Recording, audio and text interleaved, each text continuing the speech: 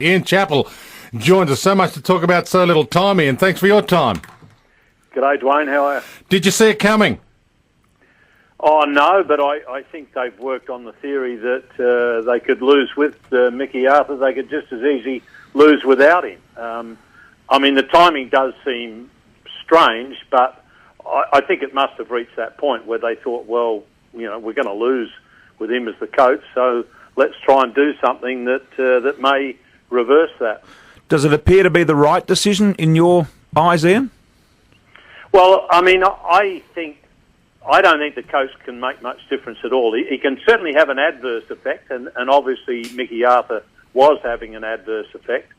So from that point of view, it's probably the right move. But, you know, unless Michael Clarke grabs hold of this team and leads it, I mean, you might, if it is Darren Lehmann, you might get a kick for a little while because, you know, change can have that sort of effect on a team. And I think that the players will feel that Darren is one of them, as in an ex-player not all that long ago, and I think they'll like his style. So that'll give them a kick for a little while, but that only lasts for a little while. In the end, it gets down to what your players do and the way your captain leads the side, and if that's failing, well, you're in trouble. From what you know and see, Ian, does Clarke have the skills to pull his team through this? I think he's a terrific tactician. I think he's a terrific captain. But that's the on-field part. I've got serious queries after the last few months about his leadership ability, which is the off-field part of it. And, you know, the fact that he hasn't, or he wasn't, even if the first game of the Champions Trophy was against England. You're about to play England 10 times. You know, for God's sake, he had to be at that game, surely.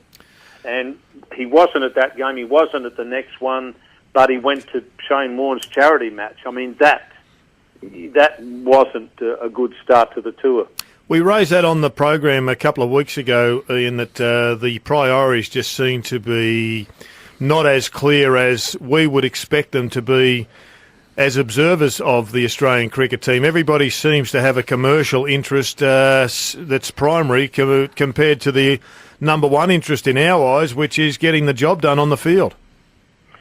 Yeah, well, I mean, your number one priority is to win as a captain, because that'll keep you in the job. And who are the blokes who are going to help you win? It's the team.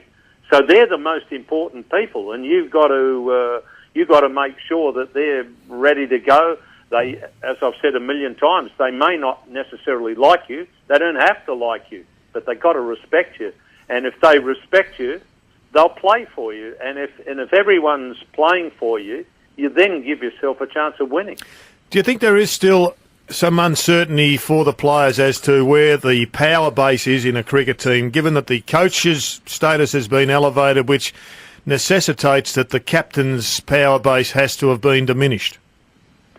Yeah, but I mean, who's elevated the status of the coach? I mean, no cricketer who's ever played for Australia will have elevated it. It's it's people, and I mean, it's people who don't understand how you go about winning at the highest level in cricket, because the captain is the only person who can run the team.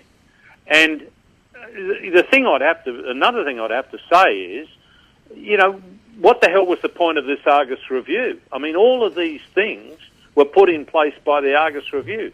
You know, the coach was going to be a selector, the captain was going to be a selector. They were rubbish ideas. I mean, the Argus review, I think I said to you guys when it first came out, it's pure window dressing. And now who put all this into practice?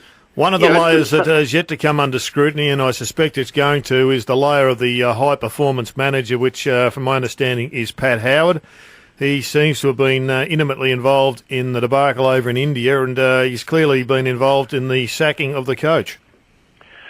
Well, you know, a lot of the same people who were in charge when they felt like the Argus review was needed because we'd lost to England twice in a short period of time. And a lot of those people are still running the show. So, you know, it's fine. It's easy to sack the coach. That's the easiest thing. Just, okay, sack the coach. But in my opinion, it's not going to make a hell of a lot of difference. It might give us a little kick for a while, but in the end, I'm not sure it's going to make a hell of a lot of difference. Give us the 2 or 3 likely candidates that could be filling that position. Oh, well, I mean, everyone's talking Lehman, and I think that would make some sense because I'm pretty sure it'll keep all the players happy, and at the moment, it would seem as though the players are unhappy. But in the end, they're the guys who are going to make the difference. If you've got a strong leader and decent players, you've always got a chance of winning. And is Cricket Australia's management under pressure? James Sutherland under pressure, given that Mickey Arthur was contracted, we understand, until after the 2015 World Cup? That would be mismanagement if they sacked him now, wouldn't it? By signing him up for that long. Well, I mean, what they're saying basically is we made a mistake in the first place. Right. But what you're saying is that maybe the mistake is in naming the captain the captain. The selector, you mean? No, I think what you're saying is that Michael Clarke hasn't been able to instill the discipline required, which has actually exposed the coach in some ways. Well, I'm not worried about the coach. I mean, all I'm interested in, the captain gets it right. I think he's a very, very good captain tactically, but, what's happened in the last few months has got to be a reflection on the captain. It's got to be a reflection on the management of Cricket Australia. To me, it's a bit more window dressing, getting rid of the coach. As I say, bringing Darren Lehman in, I think, will help a little bit because the players will all respect him. But in the end, they've got to. It's the captain that they need to respect the most. As you leave us, can you give us a prediction? There's 5 tests. What will the England side of the Ashes contest be? Oh, I think England. I mean, if England don't win this series in Australia, they should all be lined up against the wall and shot. That might well happen, Ian. Thanks a lot for your time. We appreciate you joining us. That's the sort of way you used to sort out disciplinary problems. Exactly. Ian Chappell, former Australian Test captain and 3AW regular, and we'll hear him right throughout the Ashes.